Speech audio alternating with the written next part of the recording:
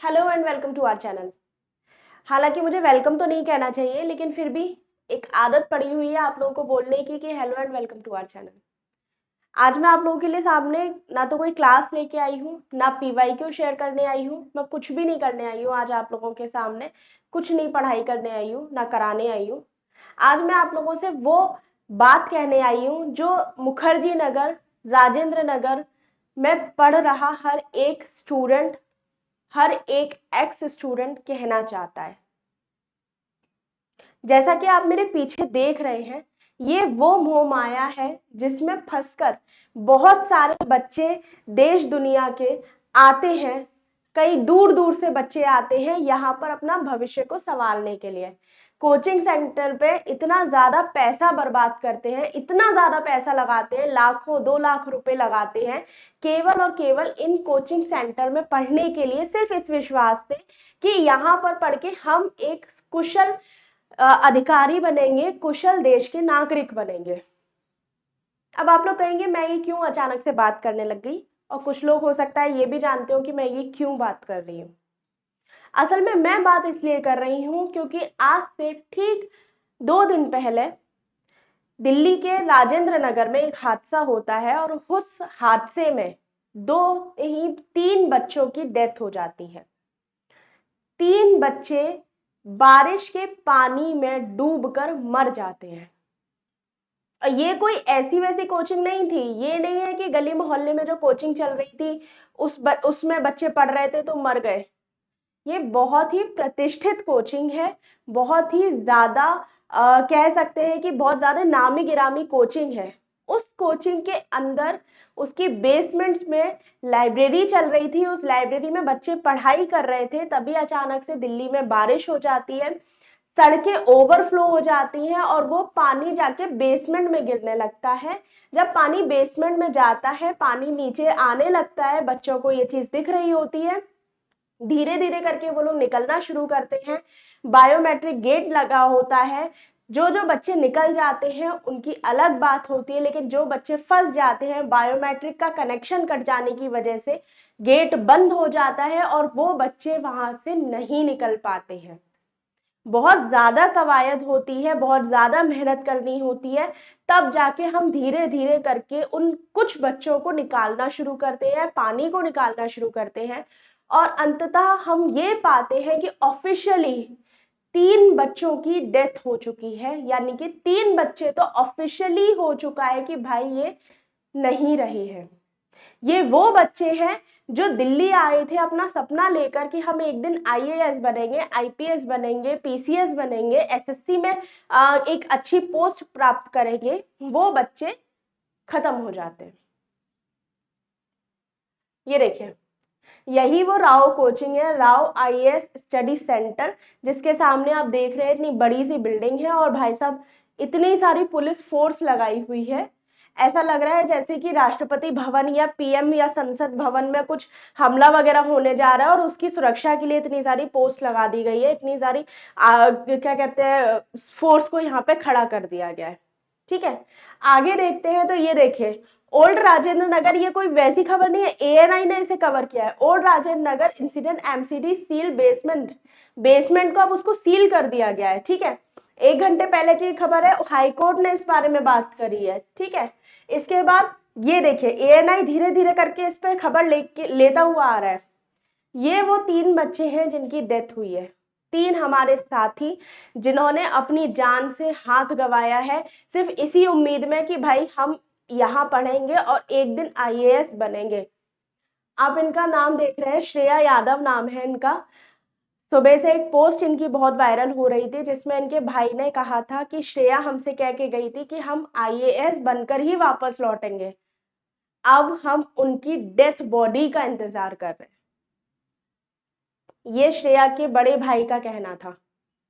वो पोस्ट बहुत ही भावुक थी, मैं आप लोगों को नहीं दिखा सकती क्योंकि हो सकता है कि शायद उसकी वजह से मैं भी थोड़ी भावुक हो जाऊं, लेकिन इस समय भावुक होने का नहीं है, इस समय एक्शन लेने का है। ठीक है, बहुत हो लिया हम भावुक। आगे मैं दिखाऊंगी कि आखिर मैं ये सारा वीडियो बना रही हूँ तो उसकी वजह क्या है। पहले हम इन तीनों से मिल लेते हैं। श्रेया यादव 25 साल की है, उत्तर प्रदेश के अंबेडकर नगर से रहती है, जुलाई 2024 में ही राव कोचिंग सेंटर ज्वाइन किया था इन्होंने। ठीक है, ये भाई यूपी की है। फिर आते हैं नेवल डॉल्फिन पे। 28 साल इनकी उम्र है। केरल के ये रहने वाले हैं। 8 महीने से आईएएस की तैयारी कर रहे हैं। दिल्ली के जेएनयू में पीएचडी भी ये कर रहे हैं। इसके बाद तान्या सोनी, तेलंगाना की रहने वाली है, तेलंगाना के सिकंदराबाद की रहने वाली है। दिल्ली के अग्रसेन कॉलेज की स्टूडेंट थी और पिछले साल से कोचिंग ले रही थी। यानी कि देश के अलग अलग हिस्से से, देश की राजधानी में आए थे, कोई ऐसे वैसे शहर में भी नहीं गए थे, भारत की राजधानी में आए थे।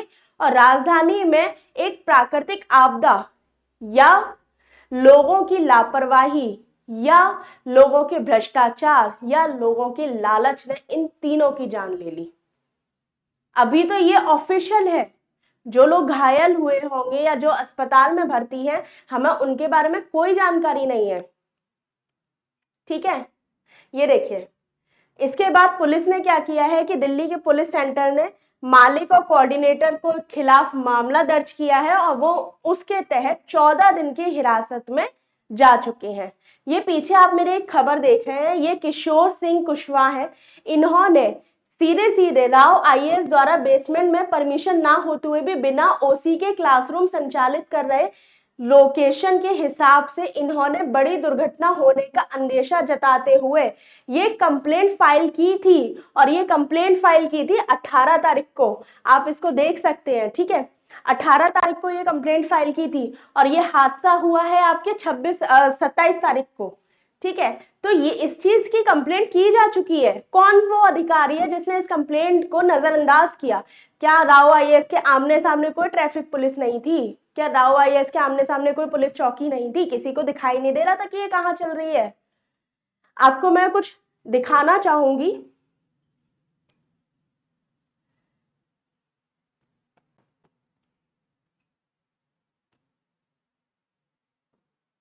ये देखिए, ये हालत देखिए। ये वो वीडियो है कि किस तरीके से पानी निकाला जा रहा था। यहाँ देखिए आप।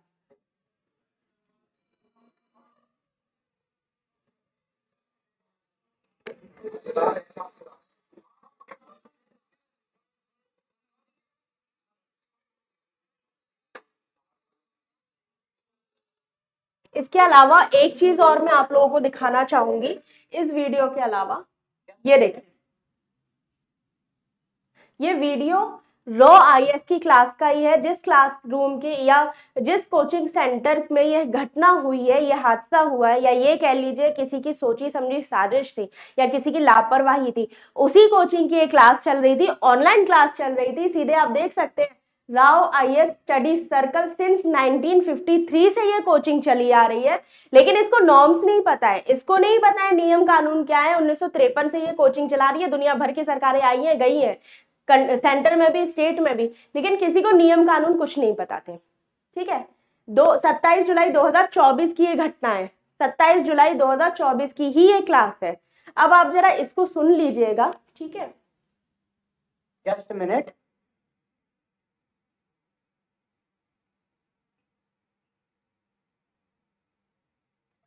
It was just an emergency situation because of the heavy rain, the floods, the sewer lines have been blocked and road has been jammed and the gate have been broken. So I was informed to complete this DNS, otherwise we will not be able to reach our home today.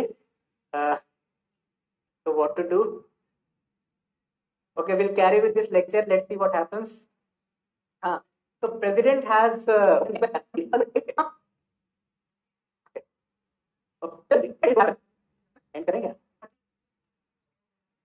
Okay, I'm very sorry. I have to end the session. Extreme emergency, manage the disaster, GS3 paper.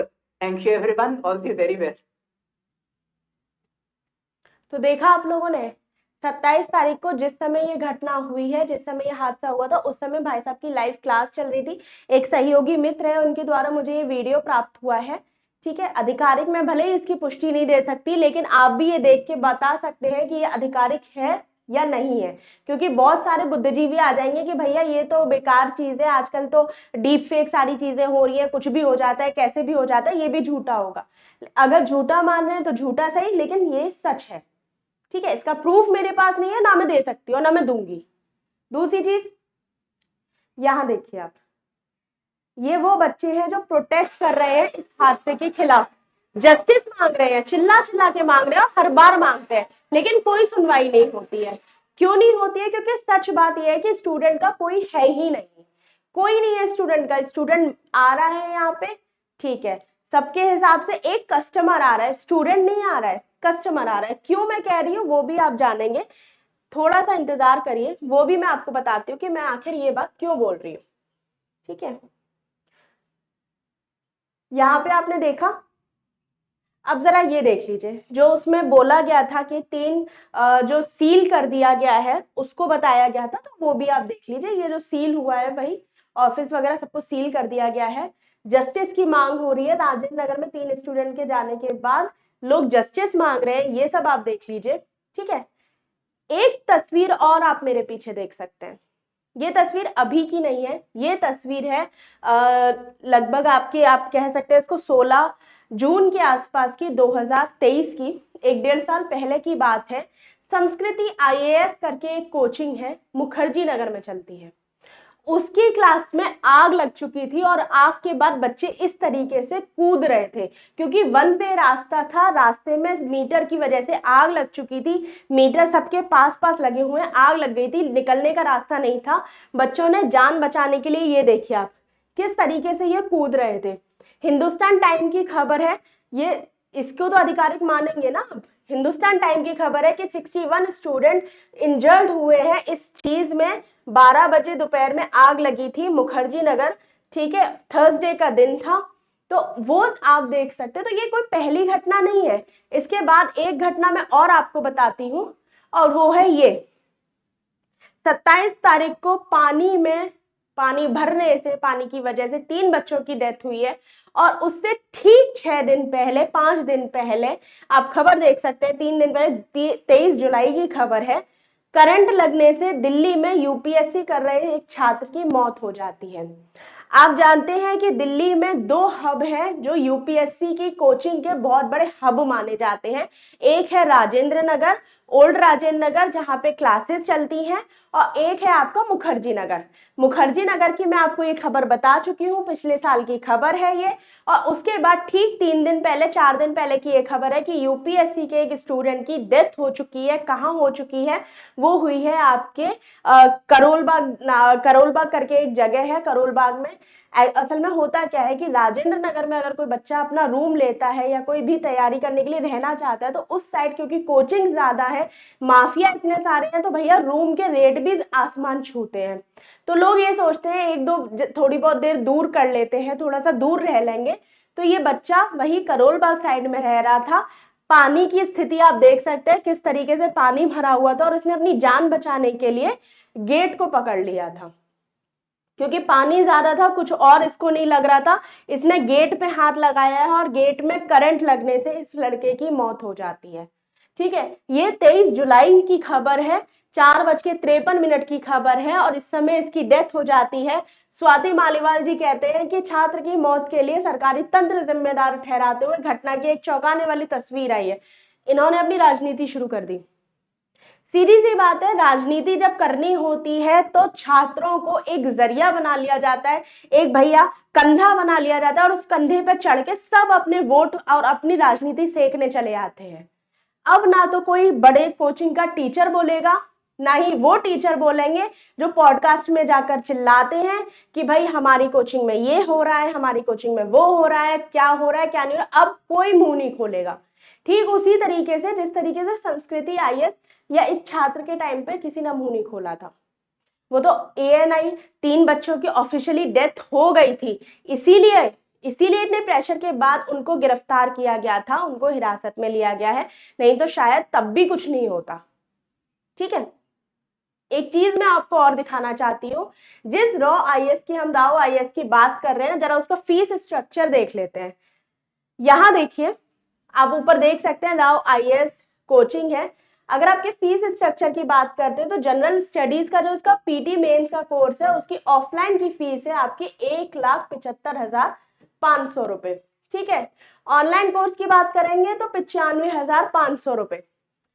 Offline अगर optional अगर आप इनसे लेते हैं तो 55,000 रुपये fees है, और ऑनलाइन लेते हैं तो 45,500 रुपये की इनकी फीस है। सीसेट अगर आप इनसे करना चाह रहे हैं तो 18,500 रुपये के लिए ऑफलाइन क्लास मिलेगी और ऑनलाइन के लिए 12,500 रुपये मिलेगी। यानी कि जब ये 2 लाख रुपए 1.25 लाख रुपए पैसे लेते हैं ना, तब इनको कोई दिक्कत नहीं होती है। लेकिन क्या ये एक बच्चे पे 1.25 लाख रुपए के हिसाब से आप मोटा मोटा 2 लाख मान लो, तो 3 लाख रुपए की जो आपके कहे अनुसार आप कह सकते हैं वो आपके लिए कस्टमर है। ठीक है, आपके लिए स्टूडेंट नहीं है, आपके लिए कस्टमर है, सीधा साधा। आप वो कह सकते हैं एक बच्चा अगर आप 2 लाख रुपए उससे फीस लेते हैं, क्योंकि आप दुनिया भर के टैक्सेस भी लगा देते हो। ये सब 1,75,000 आप नॉर्मली उनसे फीस नहीं लोगे, ये फीस है, हम आपको ये देंगे, ये देंगे, ये देंगे, दुनिया भर की चीजें लगा देते हो और फिर उसके बाद उससे पैसे ले लेते हो और बच्चा देता है।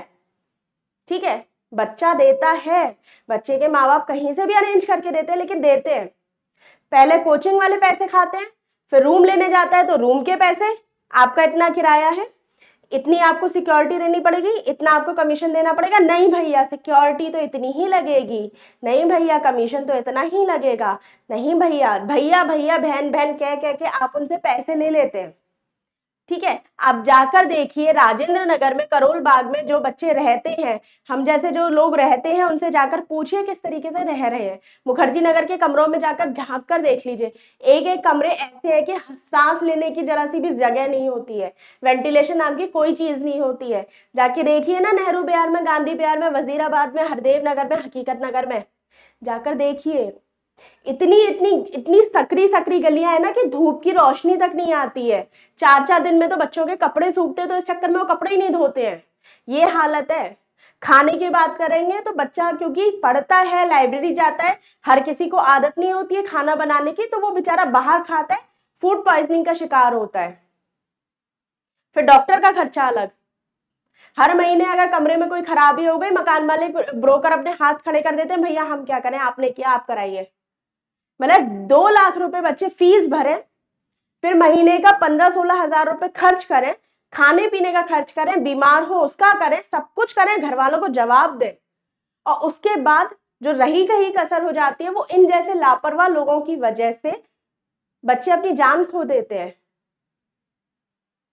और अब क्योंकि ऐसा हादसा हो गया है, बड़े कोचिंग सेंटर की बात आ गई है, तो अब कोई भी मुंह नहीं खोलेगा, कोई ये बात नहीं कहेगा, चाहे वो कोई भी हो, कोई भी हो, चाहे दिव्य कीर्ति सर हो, वो पॉडकास्ट में जाएंगे, नीलेश मिश्रा सर के कोचिंग में उनके पॉडकास्ट में जाएंगे, वहां बोलेंगे, लेकिन इस सेंटेंस पे, इस ये जो वाक्य हुआ है इस पे कुछ नहीं बोलेंगे। और अगर बोलेंगे भी तो इतना लेट बोलेंगे कि उनकी बात की वैल्यू नहीं रहेगी। दिव्य कीर्ति सर, हम सब आपकी बहुत इज्जत करते हैं, बहुत सम्मान करते हैं आपका, आपसे सीख सीख कर आज हम यहाँ खड़े हुए हैं, आपसे ही सीख कर हमारे घर के छोटे भाई बहन, हमारे भतीजे भतीजी आपको जानने लगे हैं, खासतौर पर तब से जब से 12th फेल आई है। 12th फेल जैसी मूवीज का आप बहुत बढ़ चढ़ के प्रोत्साहन कर रहे हैं कि भाई 12th फेल इतनी अच्छी मूवी थी, इतनी अच्छी मूवी थी, इतनी अच्छी मूवी थी। सारे गांव देहात के बच्चे आके यहाँ पे तैयारी करना शुरू कर देते हैं। सच्चाई किसी को नहीं बताती होती है, यूट्यूब पे शॉर्ट्स बनाने हो, रील्स बनानी हो, सब कुछ करना हो, लेकिन जब आप एक बार आकर देखते हैं ना तो वो बच्चा वापस लौट नहीं पाता है, क्योंकि घर वालों की उम्मीदें इतनी बढ़ जाती है। वो सीधे घर वाले बोलते हैं बेटा क्या चल रहा है, क्या हो रहा है। घर वालों को नहीं पता होता है कि बच्चा मौत के मुंह में बैठा हुआ है। जिस समय संस्कृति आईएएस में आग लगी थी, बहुत सारी समितियां बन गई थी, कोर्ट ने बोल दिया था, कोचिंग कुछ दिनों के लिए बंद हो गई थी, सब कुछ बंद हो गया था, लेकिन अब जाकर देख लीजिए, वही कोचिंग उसी एरिया में सब कुछ ढंग से चल रहा है। एक चीज और मैं आपको दिखाना चाहती हूँ, ठीक है,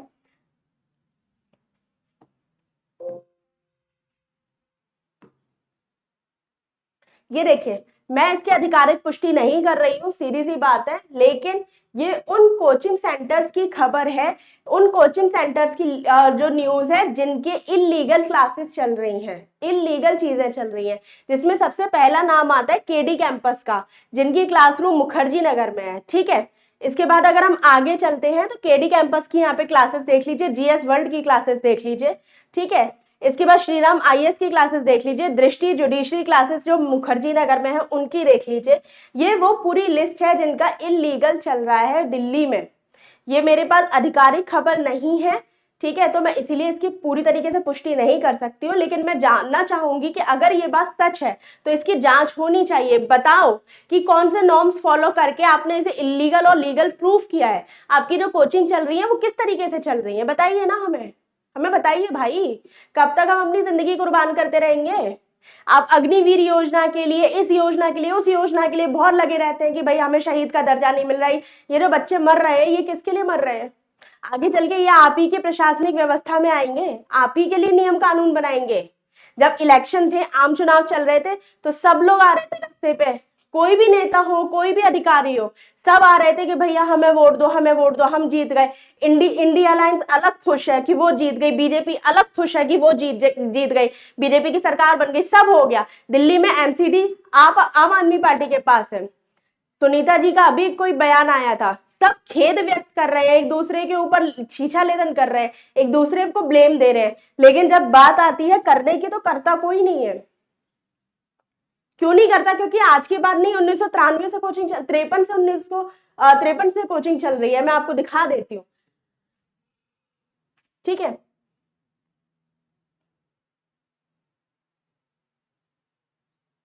ये देखिए, बड़े बड़े देख लीजिए आप इसको बहुत अच्छे से। 1953 कब से कोचिंग चल रही है? 1953 से कोचिंग चल रही है, यानी कि 1953 से एक ही सरकार तो नहीं थी ना, यहाँ पे सरकारें चेंज हुई हैं, ऑब्वियस सी बात है चेंज हुई है, ठीक है। तब से लेके अभी तक क्या इनको ये नहीं पता है कि बेसमेंट किस काम के लिए होता है? क्या बेसमेंट क्लासेस चलाने के लिए होता है, या काय के लिए होता है, या लाइब्रेरी बनाने के लिए होता है? लाइब्रेरी वाले को आप अलग पैसे दोगे, लैंडलॉर्ड को अलग पैसे दोगे, ब्रोकर को अलग पैसे दोगे, कोचिंग वालों को अलग पैसे दोगे, खाने पीने का अलग करोगे, ठीक है। इतना सब कुछ खर्चा कर रहे हो, आप कर रहे हो, आपके घर वाले कर रहे हैं, सब लोग कर रहे हैं, लेकिन मिलता क्या है? ये कोर्सेज कह रहे थे हम भैया 1 साल में खत्म कर देंगे, 18-18 महीने हो जाते हैं, 2-2 साल, 2.5 साल हो जाता है, बच्चे सिलेबस नहीं खत्म कर पाते हैं अपना। आप लोग देखिए ना जाके क्या हालत हो रखी है। और जब जस्टिस की बात आती है तो हाथ जोड़ के खड़े हो जाएंगे, जी हम आपके लिए खड़े हैं, जैसा आप चाहेंगे हम इसकी जांच कराएंगे, हम ये कर। उस जांच का होता क्या है भाई? उस जांच का मुझे तो आज तक इस बात का रिजल्ट नहीं मिला है कि वो जांच के बाद जाता कहाँ है सब कुछ। पेपर लीक हो जाते हैं, जांच चल रही है, ये बना दी गई, गठित कर दी समिति, ये हुआ, इसकी समिति सबकी समितियां गठित हो जाती हैं, सबके अंदर ही अंदर फैसले हो जाते हैं, कुछ नहीं होता, फिर ऊपर कुछ भी नहीं होता है। और यही वजह है कि अभी तक कुछ नहीं हुआ है, ठीक है। देखिए, मैं आपसे सिर्फ इतना ही कहना चाहती हूँ। आज मैं ये नहीं कहूंगी कि आप चैनल को सब्सक्राइब करो, लाइक करो, शेयर करो, देखना है देखो, नहीं देखना तो जैसी आपकी इच्छा। बस मैं यही कहूंगी कि आप दिल्ली आ रहे हो, दिल्ली आकर आप तैयारी करना चाहते हो, बिल्कुल तैयारी करो, आओ, सब कुछ करो। लेकिन अगर आपको लग रहा है कि आप इस स्थिति में नहीं रह सकते हो, तो अपना दिल कर्रा करो, अपने दिल को बोलो कि भाई, अपने घर वालों को बोलो कि हम यहाँ नहीं रह सकते, क्योंकि हमारे यहाँ रहने की कोई व्यवस्था नहीं है, कोई व्यवस्था सीरियसली नहीं है।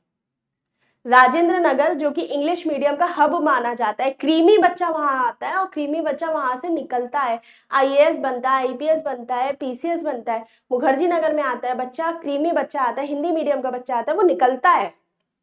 लेकिन क्या वो अपनी जान के जोखिम पे खेलकर ही निकलेगा क्या?